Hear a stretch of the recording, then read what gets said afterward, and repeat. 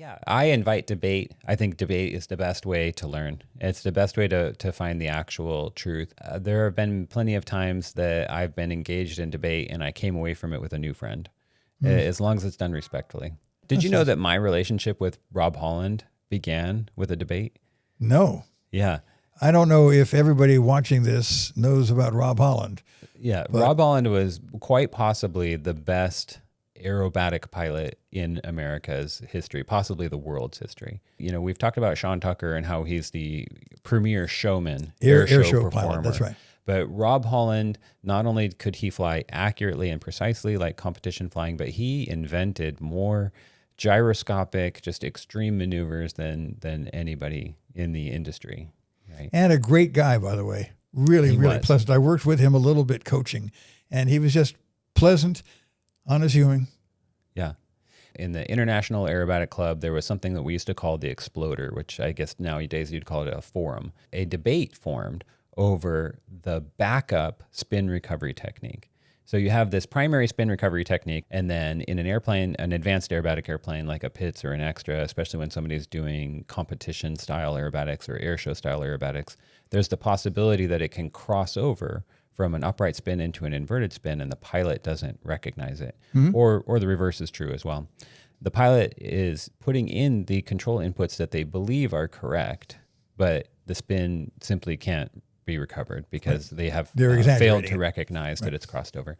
So at Sunrise, we would teach a technique called the Beggs-Mueller spin recovery technique as the backup. So if you can't figure out what's going on, you let go of the stick, pull the power to idle, step on the pedals, whichever one offers you more resistance, push it fully. So that is the Beggs-Mueller spin recovery technique. That's it. Right? And on the East Coast, there's an East Coast Michael Church. His name is Bill Finnegan. I know Bill. You know Bill? I know him quite well, yeah. Yeah. And he's a great guy. Actually, when I was at Pitts, he was the only Pitts dealer. So I got to know him fairly well. But at the time, I didn't know him. And Bill teaches a different backup spin recovery technique. Have you heard of this? Power to idle, center all the controls. Aileron, elevator, and rudder. Don't do anything against. Just basically let the airplane alone. Turn the airplane into a dart, essentially. And the stability will cause the airplane to recover. Well, I had a student attempt to do that one time in a Pitts S2B, and the thing wound up tight and in an accelerated spin.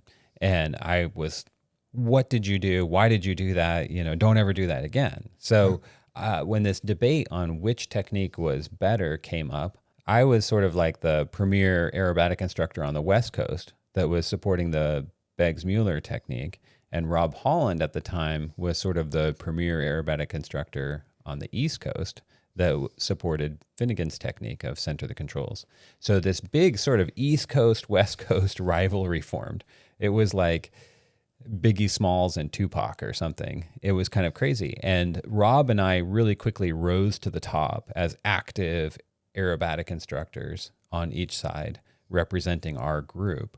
And it was a debate, but it was a respectful debate. And years later, when I was working in the airshow industry, Rob Holland was performing. So I stopped and watched him. It was on practice day, and he just did an amazing job. This is when he first got the MX2, and he was doing the incite. I think he had just invented the incite tumble. It was incredible, right? And he is really early in this just explosive airshow performance that only he could do. Yep. And he pulled up in front of us. And here's the airshow performer who I'm working for standing right next to me. And Rob Holland gets out of the airplane and he walks right past my boss and comes to talk to me because we had gained that mutual respect for each other through debate. And I think debate is an incredibly healthy. It's a good story. Yeah. So Rob, his advice to every aerobatic competitor: fly good, don't suck. Because Tim just said that Rob came up and Tim was just about to start. And he said, well, what's Rob want? Yeah. And Rob leans down next to the little window on this side window of the Extra and said, fly good, don't suck. Yeah. And Tim says that he gave the best flight of his life. So there you go. Sometimes the simplest catchphrases really make a lot of sense and have a profound impact.